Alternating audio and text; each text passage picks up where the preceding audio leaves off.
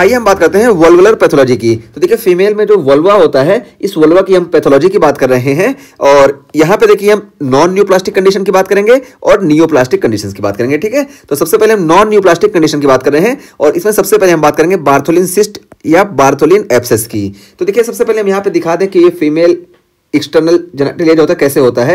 ये देखिए ये हमने जो बनाई, ये पूरा ये वाला जो है इसको हम बोलते हैं लीबिया मेजोरा। ठीक है, तो हमने ये बिल्कुल सैंपल डायग्राम बना दिया कि ये लीबिया मेजोरा हो गया। पूरा देखिए ये जो हमने इस कलर से किया, ये लीबिया मेजोरा हो गया। और ये वाला एरिया देखिए प्यूबिक सिम्फाइसिस है और देखिए ये प्यूबिक हेयर है। ठीक है, तो प्यूबिक हेयर और उसके बाद ये लीबिया मेजोरा और लीबिया मेजोरा के बाद ये देखिए ये वाला जो हिस्सा होता है, ये देखिए ये हम दिखाए ना, ये जो लीफ होती है इसको हम बोलते हैं लीबिया माइनोरा। ठीक है, तो ये लीबिया माइनोरा हो गया। और लीबिया माइनोरा देखिए पीछे जहां जुड़ता है ना, इसी को हम बोलते हैं फॉरशीट। ठीक है, तो ये फॉरशीट हो गया ये वाला हिस्सा। और ये देखिए जो लीबिया मेजोरा जहां जुड़ता है इसको हम बोलते हैं पोस्टीरियर कमीशन। तो ये पोस्टीरियर कमीशन हो गया। और ये देखिए लीबिया माइनोरा और लीबिया माइजोरा के बीच में देखिए यहाँ पे ग्लैंड होते हैं, इसको हम बोलते हैं बार्थोलिन ग्लैंड। ठीक है, तो ये देखिए बार्थोलिन ग्लैंड हो गई। और उसके बाद ये देखिए लीबिया माइनोरा जो है ना, लीबिया माइनोरा के बीच में जो हिस्सा आता है ना, इसको हम बोलते हैं विस्टिब्यूल। तो विस्टिब्यूल हम बताते हैं कौन सा होता है। ये देखिए ये विस्टिब्यूल होता है। ये देखिए ये पूरा जो है इसको विस्टिब्यूल बोला जाता है, जिसको हम अभी कलर कर रहे हैं। तो ये देखिए पूरा विस्टिब्यूल हो गया, ये हमने हरा कलर से कलर किया। और उसके बाद फिर देखिए ये बार्थोलिन ग्लैंड जो है इसका सिक्रेशन देखिए यहाँ पे होता है। तो देखिए अच्छा विस्टिब्यूल में 6 ओपनिंग प्रेजेंट होती है। हम सबसे पहले बता दें, ये देखिए यूरिथ्रल ओपनिंग हो गई और ये देखिए इंट्राइटस हो गई। ठीक है, वजाइना की ओपनिंग। तो ये यूरिथ्रल ओपनिंग, ये वजाइनल ओपनिंग। और यूरिथ्रल ओपनिंग के बगल में देखिए ये पैरायूरिथ्रल ग्लैंड की ओपनिंग होती है और इसी को स्किनी ग्लैंड भी बोलते हैं। ठीक है, तो ये पैरायूरिथ्रल ग्लैंड या स्किनी ग्लैंड की ओपनिंग हो गई। और ये पीछे देखिए ये जो होती है ये बार्थोलिन ग्लैंड जो होती है इसकी ओपनिंग होती है। ठीक है, तो ये देखिए बार्थोलिन ग्लैंड की ओपनिंग ये 7 o'clock और 5 o'clock पोजीशन में होती है। ठीक है, अब यहाँ पे देखिए ये स्किनी ग्लैंड जो होती है इसका होमोलोगस मेल में प्रोस्टेट होता है और ये बार्थोलिन ग्लैंड जो होती है इसका होमोलोगस मेल में काउपर्स ग्लैंड होती है। तो ये हम यहाँ पूरा बता दिए। अब हम जो ये बात कर रहे हैं कि ये बार्थोलिन सिस्ट या बार्थोलिन एब्सेस, तो इसी की हम बात करें कि ये बार्थोलिन ग्लैंड में या बार्थोलिन के ग्लैंड के ओपनिंग में हमको परेशानी देखने को मिलेगी। ठीक, तो देखिए क्या होगा, due to blockage of Bartholin gland duct causing accumulation of gland fluid may lead to abscess secondary to obstruction and inflammation। ठीक है, तो देखिए अब यहाँ पे ये होता क्या है बता दिया गया कि यही जो बार्थोलिन ग्लैंड है इसकी जो डक्ट है इसी में ब्लॉकेज की वजह से सबसे पहले क्या होगा कि यहाँ पे ग्लैंड फ्लूइड का एक्युमुलेशन हो जाएगा। और जब ग्लैंड फ्लूइड का एक्युमुलेशन होगा तो इसी की वजह से यहाँ पे क्या होगा कि इन्फ्लामेशन देखने को मिलेगा। ठीक है, तो may lead to abscess, तो हमको एब्सेस देखने को मिल सकता है। और एब्सेस क्यों देखने को मिलेगा, secondary to obstruction and inflammation. तो इसी ऑब्स्ट्रक्शन या इन्फ्लामेशन की वजह से हमको यहाँ पे एब्सेस देखने को मिलेगा। तो ये होता है बार्थोलिन सिस्ट या बार्थोलिन एब्सेस। ठीक है, और ये देखिए usually in reproductive age female, तो ये मोस्टली रिप्रोडक्टिव एज फीमेल में देखने को मिलता है। और यहाँ पे हम सिम्टम की बात करें तो देखिए सिम्टम ना, जब ये साइज इसकी बहुत छोटी होती है तो ये एज सिम्टोमेटिक रहता है, लेकिन जब साइज इसकी बड़ी होती है तो साइज बड़ी होने पे ये सिम्टोमेटिक हो जाता है। और यहाँ पे क्या होता है कि पेन ड्यूरिंग फिजिकल एक्टिविटी। ठीक है, तो फिजिकल एक्टिविटी के टाइम पे यहाँ पे पेन देखने को मिलता है। तो ये होता है बार्थोलिन सिस्ट या बार्थोलिन एब्सेस। और देखिए बार्थोलिन ग्लैंड का काम क्या होता है हम बता दें कि देखिए बार्थोलिन ग्लैंड ना ये लिब्रिकेशन प्रोवाइड करती है इंटरकोर्स के दौरान। ठीक है, तो क्वाइटस के टाइम पे ये लिब्रिकेशन प्रोवाइड करती है। और देखिए यहाँ पे इंपॉर्टेंट चीज लिख दिए कि बार्थोलिन ग्लैंड को हम ग्रेटर वेस्टिबुलर ग्लैंड बोलते हैं। और देखिए ये बिटवीन लीबिया माइनोरा और लीबिया मेजोरा प्रेजेंट होती है और 5 और 7 o'clock में प्रेजेंट होती है। देखिए हम बताए ना इसकी ओपनिंग 5 और 7 o'clock में ये ओपनिंग भी और ये खुद प्रेजेंट होगी। और लिब्रिकेशन ड्यूरिंग क्वाइटस, तो क्वाइटस में लिब्रिकेशन प्रोवाइड करती है।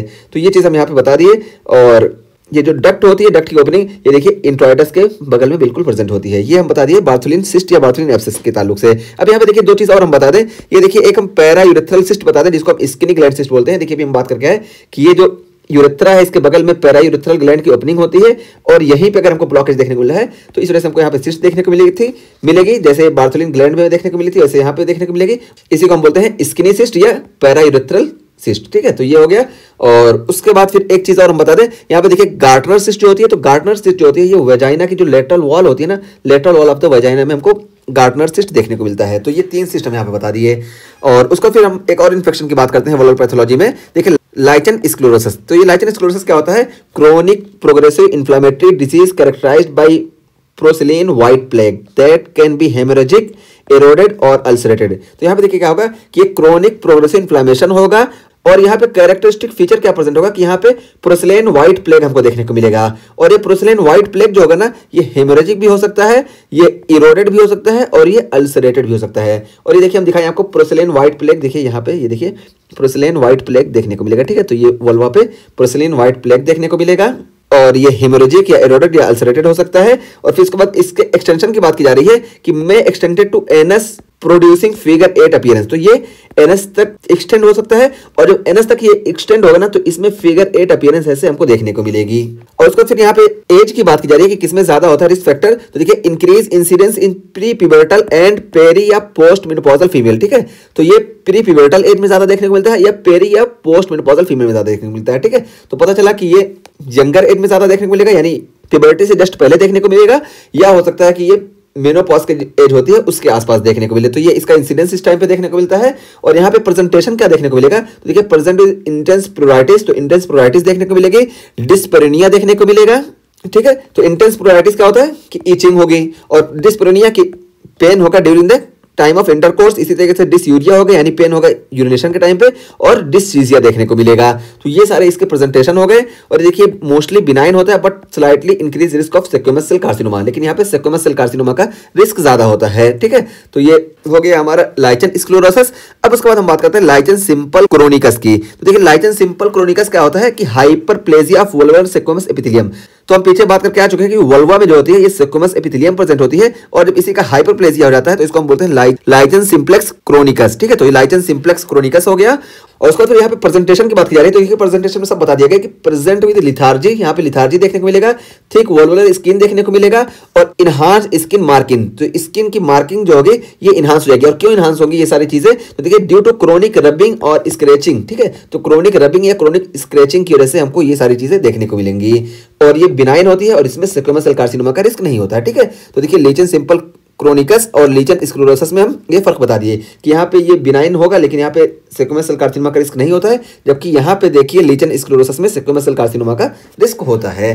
तो ये वल्वुलर पैथोलॉजी में हम नॉन न्यूप्लास्टिक कंडीशन की बात कर लिए। नॉन न्यूप्लास्टिक कंडीशन में सबसे पहले हम बात की बार्थोलिन सिस्ट या बार्थोलिन एब्सेस की, और ये हम बता दें कि बार्थोलिन ग्लैंड जो होती है इसी के डक्ट में ब्लॉकेज की वजह से देखने को मिलता है। और यहीं पे साथ साथ हम बात कर लिए पैरायूरेथ्रल सिस्ट या स्किनी ग्लैंड सिस्ट की भी और गार्डनर सिस्ट की भी, ठीक है। और ये हम बता दें बार्थोलिन सिस्ट जो होती है ना, इसका मोस्ट कॉमन सिम्टम जो होता है ये होता है vulval pen during activity, physical activity, ठीक है। तो फिजिकल एक्टिविटी पे वल्वल पेन देखने को मिलेगा, ये मोस्ट कॉमन सिम्टम है। और लीचन स्क्लेरोसिस की बात हम बता दिए कि यहाँ पे प्रोक्लेन व्हाइट प्लेग देखने को मिलेगा, और ये हेमोरेजिक या इरोडेड या अल्सरेटेड हो सकता है, और यहाँ पे स्क्वेमस सेल कार्सिनोमा का रिस्क ज्यादा होता है। और यहाँ पे भी देखिए प्रेजेंटेशन में प्लूराइटिस देखने को मिलेगा, डिस्पेरिनिया, डिसयूरिया और डिसीजिया देखने को मिलेगा।